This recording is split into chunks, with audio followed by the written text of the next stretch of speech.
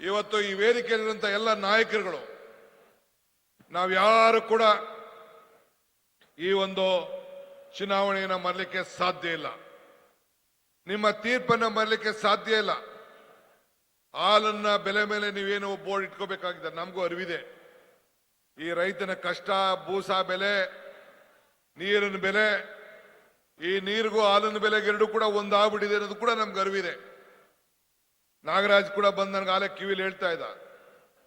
ಅವೆಲ್ಲ ಸೂಕ್ತ ಕಾಲದಲ್ಲಿ ಸೂಕ್ತ ನಿರ್ಧಾರವನ್ನು ನಾವು ಮಾಡ್ತೇವೆ. ನೀವು ಹಣಕ್ಕೆ ಬೆಲೆ ಕೊಡಲಿಲ್ಲ, ಗುಣಕ್ಕೆ ಬೆಲೆ ಕೊಟ್ರಿ. ಯೋಗೇಶ್ ಅವ್ರ ಮೇಲೆ, ನಮ್ಮ ಮೇಲೆ, ಸುರೇಶ್ ಮೇಲೆ, ಪುಟ್ಟಣ್ಣ, ರಾಜು, ಬಾಲಕೃಷ್ಣ, ಹುಸೇನ್, ಈ ಜಿಲ್ಲೆಗೆ ಸಂಬಂಧಪಟ್ಟಂತ ಯೋಗೇಶ್ನ ಮತ್ತು ನಾವೆಲ್ಲ ಸೇರಿ ಶಾಸಕರ ಮೇಲೆ ನಮಗೆ ಅಪಾರವಾದಂತ ವಿಶ್ವಾಸವನ್ನು ಇಟ್ಟು ನಿಮಗೆ ಮತವನ್ನು ಕೊಟ್ಟು ನಿಮ್ಮ ಸೇವೆ ಮಾಡಲಿಕ್ಕೆ ಅವಕಾಶ ಮಾಡಿಕೊಟ್ಟಿದ್ದೀರಿ. ಆದರೆ ನಾನು ಬಂದಂತ ಸಂದರ್ಭದಲ್ಲಿ, ಪ್ರಾರಂಭದಲ್ಲಿ ಯೋಗೇಶ್ ನಮ್ಮ ಪಕ್ಷಕ್ಕೆ ಸೇರದೆ ಹೋದಾಗ ನೀವು ನಮ್ಮ ಕಾರ್ಯಕರ್ತರು ತೋರಿಸಿದಂತ ಬೆಂಬಲ, ಪ್ರೀತಿ, ವಿಶ್ವಾಸ, ಆಂಜನೇಯನ ಸ್ವಾಮಿಯಿಂದ ಕೆಂಗಲ್ ಆಂಜನೇಯ ಸ್ವಾಮಿ ದೇವಸ್ಥಾನಕ್ಕೆ ಹೋಗಿ ನಾನು ಆ ದೇವರಲ್ಲಿ ಪ್ರಾರ್ಥನೆ ಮಾಡಿ ಒಂದೇ ದಿನ 15 ದೇವಸ್ಥಾನಗಳಿಗೆ ಭೇಟಿಯನ್ನು ಕೊಟ್ಟು ಆ ದೇವರಲ್ಲಿ ಪ್ರಾರ್ಥನೆಯನ್ನು ಮಾಡಿಕೊಂಡು ರಾಮನ ತಂದೆ ದಶರಥ ಮಹಾರಾಜ, ರಾಮನ ಬಂಟ ಆಂಜನೇಯ, ರಾಮನ ತಂದೆ ದಶರಥ ಮಹಾರಾಜನ ದೇವಸ್ಥಾನ ಎಲ್ಲೂ ಇಲ್ಲ. ಆದರೆ ರಾಮನ ಬಂಟ ಆಂಜನೇಯ ದೇವಸ್ಥಾನ ಬೆಂಗಳೂರಿಂದ ಚನ್ನಪಟ್ಟಣ ಬರೋವರೆಗೂ ಒಂದು 15-20 ಕಡೆ ಇದೆ. ಆಂಜನೇಯನ ಯಾಕೆ ಜನ ಗುರುತಿಸ್ತಾ ಇದ್ದಾರೆ ಅಂದರೆ ಆಂಜನೇಯ ಒಬ್ಬ ಪ್ರಾಮಾಣಿಕವಾದಂತ ಒಬ್ಬ ಸೇವಕನಿಗೆ ಒಬ್ಬ ಪ್ರತಿರೂಪ ಆಂಜನೇಯ. ಅದಕ್ಕೆ ಸಮಾಜ ಅವನ್ನ ಗುರುತಿಸದೆ. ಹಂಗೆ ನಾವು ಸಮಾಜದಲ್ಲಿ ನೀವೆಲ್ಲ ಕೂಡ ಸೇವೆ ಮಾಡೋರಿಗೆ ನೀವು ಗೌರವನ ಕೊಡ್ತೀರಿ ಅನ್ನೋ ದೃಷ್ಟಿಯಿಂದ ನಮ್ಗೆಲ್ಲ ಸಹಕಾರ ಕೊಟ್ಟಿದ್ದೀರಿ. ಅರ್ಜಿಗಳು 300 ಎಕರೆಗಳನ್ನ ಗುರುತಿಸಿದ್ದೇವೆ. ಬಡವರಿಗೆ ಸೈಟ್ ಕೊಡಬೇಕು ಅಂತೇಳಿ ಈಗಾಗಲೇ ಸೈಟ್ ಯೋಜನೆ ಕೆಲಸ ನಡೀತಾ ಇದೆ. ಜಮೀರ್ ಅವರು 5,000 ಮನೆಗಳನ್ನು ಕೊಟ್ಟಿದ್ದಾರೆ. ಅವೆಲ್ಲ ಮನೆಗಳನ್ನು ಕೂಡ ಹಂಚಂತ ಕೆಲಸವನ್ನ ನಾವು ಮಾಡ್ತೇವೆ. ಯಾರು ಕೂಡ ಲಂಚ ಕೊಡ್ಲಿಕ್ಕೆ ಈ DK ಶಿವಕುಮಾರ್, ಯೋಗೇಶ್ ಅವಕಾಶ ಕೊಡೋದಿಲ್ಲ. ನೀವೊಬ್ರು ಕೂಡ ಒಂದು ಸೈಟ್ಗಾಲಿ, ಒಂದು ಮನೆಗಾಲಿ ಯಾರು ಕೂಡ ಲಂಚ ಕೊಡಬಾರ್ದು. ಇದು ನಮ್ಮೆಲ್ಲರ ಮನವಿ ನಿಮ್ಗೆ.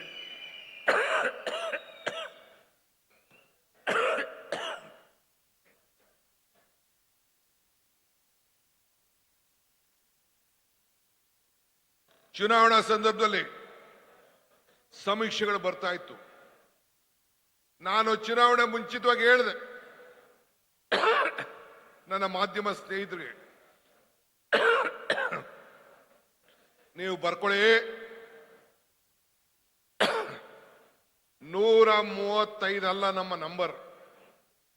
ಒಂದು ಸಂಡೂರ್ ವೇಕೆಂಟ್ ಆಗಿತ್ತು. 135 ಅಲ್ಲ, ನಮ್ಮ ನಂಬರ್ 138 ಅಂತ ಹೇಳಿದೆ. ಇಲ್ಲೂ ಚನ್ನಪಟ್ಟಣದಲ್ಲೂ ಹೇಳಿದೆ ನಾನು, 3ಕ್ಕೆ 3 ಗೆಲ್ತೀವಿ. ಮುಖ್ಯಮಂತ್ರಿಗಳ ಸುಪುತ್ರ ಬೊಮ್ಮಾಯಿ, ಮಾಜಿ ಮುಖ್ಯಮಂತ್ರಿಗಳ ಸುಪುತ್ರ, ಆ ಸೀಟು ಗೆಲ್ತೀವಿ. ಕುಮಾರಸ್ವಾಮಿಯ ಸುಪುತ್ರ ನಿಖಿಲ್, ಈ ಸೀಟು ಗೆಲ್ತೀವಿ ಅಂತ ನಾನು ಹೇಳಿದೆ. ನಾನು ಆ ವ್ಯಕ್ತಿಗಳ ಬಗ್ಗೆ, ಅಭ್ಯರ್ಥಿಗಳ ಬಗ್ಗೆ ಮಾತಾಡೋ ವಿಷಯ ಅವಶ್ಯಕತೆ ಇಲ್ಲ. ಆದರೆ ನಿಮ್ಮ ತೀರ್ಪು ಬಹಳ ಮಹತ್ವದ್ದು. ಎಲ್ಲ ಮಾಧ್ಯಮಗಳ ಸಮೀಕ್ಷೆಗಳು ಕೂಡ ತಳಕಳಕ ಆಯ್ತು. ನನಗೆ ವಿಶ್ವಾಸ ಇತ್ತು ನಮ್ಮ ಚನ್ನಪಟ್ಟಣದ ಮತದಾರರ ಮೇಲೆ. ನನಗೂ ಚನ್ನಪಟ್ಟಣದ ಮೇಲೆ ಬಹಳ ಆಸೆ ಇತ್ತು ನಿಂತ್ಕೋಬೇಕು ಅಂತ. ಪಕ್ಷ ನಿರ್ಬಂಧನೆ ಆಗ್ತು. ಸುರೇಶ್ ನಿಲ್ಬೇಕು ಅಂತೇಳಿ ನಮ್ಮ ಪಕ್ಷದವರು ಮತ್ತು ಕಾರ್ಯಕರ್ತರು ಹೇಳಿದ್ರು. ನನಗೆ ಪಕ್ಷ ಮುಖ್ಯ, ನನ್ನ ಕುಟುಂಬ ಮುಖ್ಯ ಅಂತ ತೀರ್ಮಾನ ಮಾಡಿದ್ರು. ರಘುರವ್ರಿಗೆ ಬೇಕಾದಷ್ಟು ತಯಾರು ಮಾಡಬೇಕು ಅನ್ನೋದು ಬೇಕಾದಷ್ಟು ಒತ್ತಡ ಇತ್ತು. ಹಾಗೂ ಕೂಡ ಯೋಗೇಶ್ ಅವರು ಬಂದು ನಮ್ಮ ಪಕ್ಷದ ಸಿದ್ಧಾಂತದ ಮೇಲೆ, ನಮ್ಮ ನಾಯಕತ್ವದ ಮೇಲೆ, ಕಾಂಗ್ರೆಸ್ನಿಂದ ರಾಜಕಾರಣ ಮಾಡದೆ ಕಾಂಗ್ರೆಸ್ನಲ್ಲೇ ಉಳಿತೇನೆ, ಕಾಂಗ್ರೆಸ್ನೇ ಬೆಳೆಸ್ತೇನೆ ಅಂತೇಳಿ ಬಂದು ಮಾತು ಕೊಟ್ಟ ಮೇಲೆ ನಾನು ಮಲ್ಲಿಕಾರ್ಜುನ್ ಖರ್ಗೆ ಸಾಹೇಬ್ರ ಹತ್ರ, ಸಿದ್ದರಾಮಯ್ಯನವ್ರ ಹತ್ರ ಮಾತಾಡಿ ಸುರೇಶ್ ನಾನಿಬ್ರು ಸೇರಿ ಚರ್ಚೆಯನ್ನು ಮಾಡಿ ನಾವು ನಮ್ಮ ಕಾರ್ಯಕರ್ತರನ್ನೆಲ್ಲ ಕೂಡ ವಿಶ್ವಾಸಕ್ಕೆ ತೆಗೆದುಕೊಳ್ಳಕ್ಕೆ ಆಗಲಿಲ್ಲ ಕೊನೆ ಗಳಿಗೆಯಲ್ಲಿ. ಆದರೂ ನಾನು ನಮ್ಮೆಲ್ಲ ಕಾರ್ಯಕರ್ತರಿಗೆ ನಾನು ಹೇಳ್ತೇನೆ, ನೀವು ಯಾರು ಚಿಂತೆ ಮಾಡೋದು ಬೇಡ. ನಾನು ಯೋಗೇಶು, ಡಿ ಕೆ ಸುರೇಶು ನಿಮ್ಮನ್ನೆಲ್ಲ ರಕ್ಷಣೆ ಮಾಡೋಂಥ ಜವಾಬ್ದಾರಿ ನಾವು ಮಾಡೇ ಮಾಡ್ತೀವಿ ಅನ್ನೋ ಮಾತನ್ನ ಈ ಸಂದರ್ಭದಲ್ಲಿ ಹೇಳಲಿಕ್ಕೆ ನಾನು ಈ ಸಂದರ್ಭದಲ್ಲಿ ನಾನು ಬಯಸ್ತಾ ಇದ್ದೇನೆ. ಇವತ್ತು ನಿಮ್ಮೆಲ್ಲರಿಗೂ ಹೇಳೋದಿಷ್ಟೇ,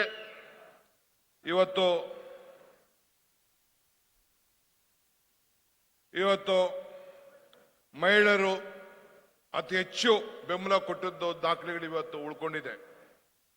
ಕಾರ್ಯಕರ್ತರು ಎಲ್ಲರೂ ಕೂಡ ಒಗ್ಗಟ್ಟಾಗಿ ಕೆಲಸ ಮಾಡಿದ್ರಿ. ಇವತ್ತು ಗ್ಯಾರಂಟಿಗಳನ್ನ ತಲುಪಿಸೋರಿಗೆ ನೆನಪು ಮಾಡಿಕೊಟ್ರಿ, ಅಭಿವೃದ್ಧಿ ಬಗ್ಗೆ ಚರ್ಚೆ ಮಾಡಿದ್ರಿ. ಅದನ್ನ ಮುಂದುವರ್ಸ್ಕೊಂಡು ಹೋಗ್ಬೇಕು. ಯಾರು ಕೂಡ ಚಿಂತೆ ಮಾಡೋದು ಬೇಡ. ಏನೇ ವಿಚಾರ ಇದ್ರೂ ಕೂಡ ನಾನು ನಿಮ್ಮ ಜೊತೆಯಲ್ಲಿ ಇರ್ತೇನೆ. ಸುರೇಶ್ ಅವರ ಜೊತೆಯಲ್ಲಿ ಇರ್ತಾರೆ, ಪುಟ್ಟಣ್ಣ ಅವ್ರ ಜೊತೆಯಲ್ಲಿ ಇರ್ತಾರೆ, ಬಾಲಕೃಷ್ಣ, ಇಕ್ಬಾಲ್ ಹುಸೇನ್ ಎಲ್ಲ ಕೂಡ ನಿಮ್ಮ ಜೊತೆಯಲ್ಲಿ ಈ ಜಿಲ್ಲೆಯಲ್ಲಿ ನಮ್ಮ ಮಾಜಿ ಶಾಸಕರುಗಳ ಆದಿಯಾಗಿ, MLC ರವಿ ಆದಿಯಾಗಿ ಎಲ್ಲರೂ ಕೂಡ ನಾವೆಲ್ಲ ಇಟ್ಕೊಂಡು ಜೊತೆಯಲ್ಲಿ ಇಟ್ಕೊಂಡು ನಿಮ್ಮ ಕೆಲಸವನ್ನು ನಾವು ಸತತವಾಗಿ ನಾವು ಮಾಡಿಕೊಂಡು ನಾವು ಬರ್ತೇವೆ. ಆದ್ರಿಂದ ಇಷ್ಟು ದೊಡ್ಡ ಬಹುಮತವನ್ನ ಈ ಕ್ಷೇತ್ರದ ಇತಿಹಾಸದಲ್ಲಿ ಮೊದಲನೇ ಬಾರಿಗೆ 25,000ಕ್ಕೂ ಹೆಚ್ಚು ಮತಗಳನ್ನು ತಾವೆಲ್ಲ ಕೊಟ್ಟಿದ್ದೀರಿ. ಇವತ್ತು ನಾನು ಮಾತಾಡಿದ ಮಾತು 3 ಕೂಡ ಗೆದ್ದೇ ಗೆಲ್ತೇವೆ ಅಂತ ಏನು ಆತ್ಮವಿಶ್ವಾಸ ನನಗೆ ಇತ್ತು, ಆ ಆತ್ಮವಿಶ್ವಾಸಕ್ಕೆ ನೀವೆಲ್ಲ ಕೂಡ ಶಕ್ತಿ ತುಂಬಿದ್ದೀರಿ. ನಿಮ್ಮ ಋಣವನ್ನ ತೀರಿಸ್ತೇವೆ. ಸೊ ಅದರಿಂದ ಇನ್ನು ಮುಂದೊಂದು ದಿನದಲ್ಲಿ ಬಂದು ಅಭಿವೃದ್ಧಿಯ ಪಥಕ್ಕೆ ತೆಗೆದುಕೊಂಡು ಹೋಗ್ತೇನೆ. ಮುಂದೆ ಸೋಗಾಲ, ಸತ್ಯಕಾಲಕ್ಕೆ ಭೇಟಿ ಕೊಡುವಂತ ಕಾರ್ಯಕ್ರಮಕ್ಕೆ ಕೂಡ ನಾನು ಯೋಗೇಶ್ ರವರು ನಾವೆಲ್ಲ ಮಾತಾಡಿದ್ದೇವೆ. ನೀರಾವರಿ ಯೋಜನೆಗಳು ಏನೆಲ್ಲ ಮಾಡಲಿಕ್ಕೆ ಸಾಧ್ಯ, ಯಾವ್ದಾವ್ದು ಕೆರೆಗಳನ್ನು ತುಂಬಿಸಲಿಕ್ಕೆ ಸಾಧ್ಯ, ಹಾಲಿನ ಬೆರೆಗಳ ಬೆಲೆಗೆ ಅದಕ್ಕೆ ಸಮಸ್ಯೆ ಯಾವ ರೀತಿ ಬಗೆಹರಿಸಬೇಕು, ಇನ್ನು ರಸ್ತೆಗಳು, ತಾಲೂಕು ಆಫೀಸು, BDO ಆಫೀಸು, ಬೇರೆ ಬೇರೆ ಸ್ಟೇಡಿಯಂಗಳು ಎಲ್ಲ, ನಿಮ್ಮ ಮುನ್ಸಿಪಾಲಿಟಿ ಆಫೀಸು ಎಲ್ಲದಕ್ಕೂ ಕೂಡ ಹೊಸ ರೂಪವನ್ನು ಕೊಡುವಂತ ಕಾರ್ಯಕ್ರಮವನ್ನು ನಾವು ರೂಪಿಸಿ ನಿಮ್ಮ ಸೇವೆಯನ್ನು ಪ್ರಾಮಾಣಿಕವಾಗಿ ನಾವು ಮಾಡ್ತೇವೆ. ಬೆಂಗಳೂರಿಂದ ಬಂದಂತ ಅನೇಕ ನಾಯಕರು, ಕಾರ್ಯಕರ್ತರು ಎಲ್ಲರೂ ಕೂಡ ತಮ್ಮ ಮುಖಾಂತರ ಅಭಿನಂದಿಸಿ ತಾವು ಕೂಡ ಹಳ್ಳಿಗೆ ಹೋಗಿ ಇನ್ನು ಮುಂದಕ್ಕೆ ಪಾಪ ಜನತಾದಳದ ಕಾರ್ಯಕರ್ತರು ಪಾಪ ಅವ್ರಿಗೆ ಹೇಳಬೇಕು, ಇನ್ಯಾಕೆ ಅವರನ್ನು ಇಲ್ಲಿ ಟೈಮ್ ವೇಸ್ಟ್ ಮಾಡ್ಕೊಳ್ಳೋದು ಬೇಡ. ಮುಂದಕ್ಕೆ ಬೆಂಗಳೂರು ದಕ್ಷಿಣ ಜಿಲ್ಲೆ ಇದಕ್ಕೆ ಒಂದು ಹೊಸ ರೂಪವನ್ನು ಕೊಡುವಂಥದ್ದು, ನಿಮ್ಮ ಆಸ್ತಿ ಮೌಲ್ಯಗಳನ್ನು ಹೆಚ್ಚಿಸುವಂಥದ್ದು, ನಿಮ್ಮ ಬದುಕಿನಲ್ಲಿ ಹೊಸ ರೂಪವನ್ನು ಕೊಡುವಂಥದ್ದು. ಆ ಕೆಲಸಕ್ಕೆ ನಾವೆಲ್ಲ ಸೇರಿ ಒಗ್ಗಟ್ಟಿನಿಂದ ಕೆಲಸ ಮಾಡೋಣ ಅಂತೇಳಿ ಅನೇಕರಿಗೆ ನೀವು ತಿಳುವಳಿಕೆ ಕೊಡುವಂಥ ಕೆಲಸ ಕೂಡ ತಾವು ಮಾಡಬೇಕು. ಒಬ್ಬ ವ್ಯಕ್ತಿಗೋಸ್ಕರ ಇಡೀ ಪಕ್ಷವನ್ನೇ ಬಲಿ ಕೊಟ್ಟದ್ದಂತ ಚರಿತ್ರೆ ನಾನೀಗ ಚರ್ಚೆ ಮಾಡಬೇಕಾದಂತ ಅವಶ್ಯಕತೆ ಇಲ್ಲ. ಇಷ್ಟು ಮಾತ್ರ ಹೇಳಿ ತಮ್ಮೆಲ್ಲರೂ ಕೂಡ ವಂದಿಸಿ ಮತ್ತೊಮ್ಮೆ ಶುಭ ಹಾರೈಸಿ ಎಲ್ಲ ನನ್ನ ನಾಯಕರುಗಳಿಗೆ, ಕಾರ್ಯಕರ್ತರಿಗೆ, ಮತದಾರರಿಗೆ ಮತ್ತೊಮ್ಮೆ ಕೋಟಿ ನಮಸ್ಕಾರಗಳನ್ನು ತಿಳಿಸಿ, ಯೋಗೇಶ್ ಅವರು ಕೂಡ ಹಿರಿಯ ಶಾಸಕರಾಗಿದ್ದಾರೆ, ಅನುಭವ ಇದ್ದಾರೆ, ತಮ್ಮೆಲ್ಲರನ್ನ ಒಟ್ಟಿಗೆ ತೆಗೆದುಕೊಂಡು ಹೋಗಿ ಕೆಲಸ ಮಾಡ್ತಾರೆ ಅನ್ನೋ ಆತ್ಮವಿಶ್ವಾಸ ನನಗಿದೆ. ನಾನು ಕೂಡ ಕೈ ಜೋಡಿಸಿ ಆ ಕೆಲಸವನ್ನು ಮಾಡ್ತೇನೆ ಅನ್ನೋ ಮಾತನ್ನ ಹೇಳಿ, ಸರ್ಕಾರ ನಿಮ್ಮ ಸರ್ಕಾರ, ನಾನು ಸಿದ್ದರಾಮಯ್ಯನವರು ನಿಮ್ಮ ಜೊತೆಯಲ್ಲಿ ಇದ್ದೇವೆ ಅನ್ನೋ ಮಾತನ್ನ ಹೇಳಿ ನಾನು ಮಾತು ಮುಗಿಸ್ತೇನೆ. ನಮಸ್ಕಾರ.